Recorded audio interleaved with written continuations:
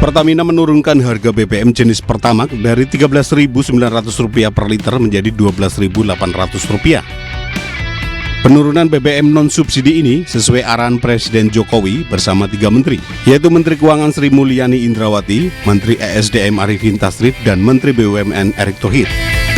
Pak Presiden Jokowi memerintahkan kita semua pada saat ketika harga bahan kehidupan masyarakat itu naik, Pertamina tidak menaikkan harga waktu itu, padahal BBM pasar, harga pasar.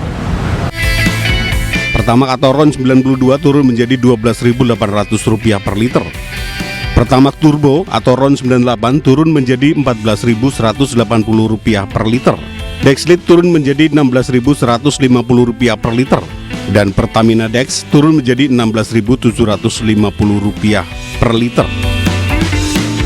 Penurunan harga Pertamax seiring dengan perubahan harga pasaran minyak dunia yang semula $87 menjadi $79 per barel.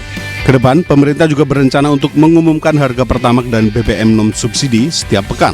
Dari Jakarta, Tim Liputan iNews melaporkan. Pemirsa, Menteri Pertahanan Prabowo Subianto meminta agar komando teritorial terus dibina dan diperkuat. Penguatan tersebut menjadi strategi dari sistem pertahanan dan keamanan rakyat semesta. Mengawali tahun 2023, Menteri Pertahanan Prabowo Subianto memberikan arahan pada pejabat Eselon 1 dan Eselon 2 Kementerian Pertahanan di ruang Bhinneka Tunggal Ika Kementerian Pertahanan Jakarta. Prabowo menggarisbawahi pentingnya membina dan membangun kekuatan teritorial sebagai ujung tombak sistem pertahanan dan keamanan rakyat semesta. Mendukung tugas dalam menjaga dan membina teritorial, Prabowo telah mewujudkannya dengan memberi bantuan kendaraan operasional dan alat komunikasi untuk para babinsa. Salah satu kandidat kuat calon presiden dalam Pilpres 2024, Prabowo juga akan melakukan peningkatan dan modernisasi KRI TNI Angkatan Laut untuk menjaga kedaulatan di laut. Tercatat saat ini terdapat 41 kapal TNI Angkatan Laut yang tengah dimodernisasi oleh PT PAL Indonesia. Tim Liputan iNews melaporkan.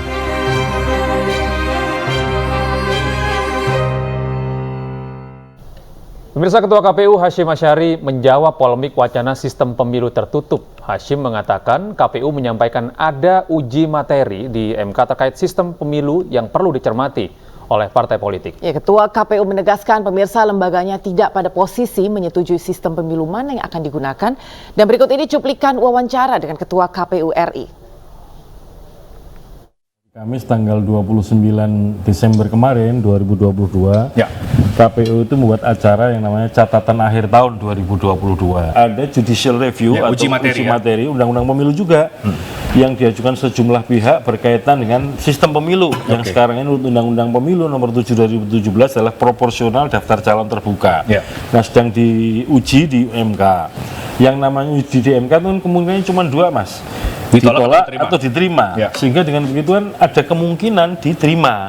Lalu karena itu perlu saya sampaikan kepada publik, terutama kepada teman-teman partai politik, pengurus maupun aktivis partai, bahwa ada situasi ini harus dicermati bersama-sama. Tidak dalam posisi setuju atau tidak setuju, karena sekali lagi KPU itu menurut konstruksi undang-undang pemilu sebagai pelaksana pemilu, pelaksana undang-undang pemilu. Kalau undang-undang pemilu mengatur bahwa sistem janut proporsional daftar calon terbuka, ya kita kerjakan itu. Kalau kemudian ada judicial review diubah, ya kita ngikutin itu. Jadi KPU ini posisinya pasif sebagai pelaksana undang-undang.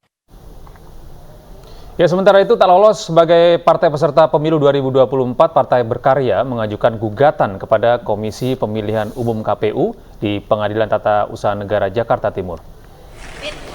Sejumlah kader Partai Berkarya mendatangi gedung Pengadilan Tata Usaha Negara di Cakung, Jakarta Timur pasca dinyatakan tak lolos sebagai peserta pemilu 2024. Gugatan partai yang didaftarkan pada 23 Desember dikabulkan Pengadilan Tata Usaha Negara. Dalam gugatannya, Partai Berkarya meminta KPU mencabut berita acara dan SK Komisi Pemilihan Umum tertanggal 14 Desember serta menetapkan Partai Berkarya sebagai partai peserta pemilu 2024.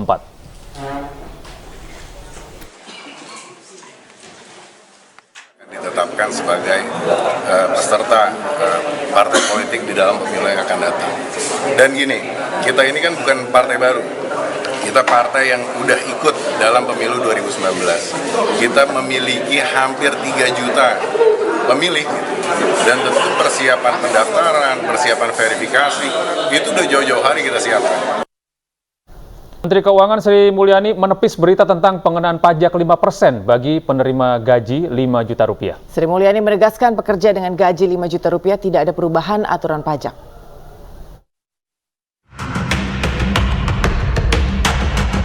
Melalui unggahannya di akun media sosial, Menteri Keuangan Sri Mulyani menepis kabar tentang pengenaan pajak 5% bagi penerima gaji 5 juta rupiah. Ia menegaskan bahwa tidak ada penyesuaian pungutan pajak bagi masyarakat yang memiliki gaji 5 juta rupiah per bulan atau 60 juta rupiah per tahun.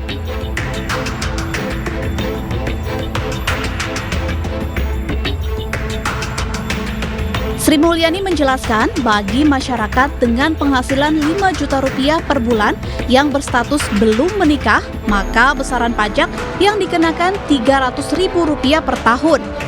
Angka ini setara dengan Rp25.000 per bulan.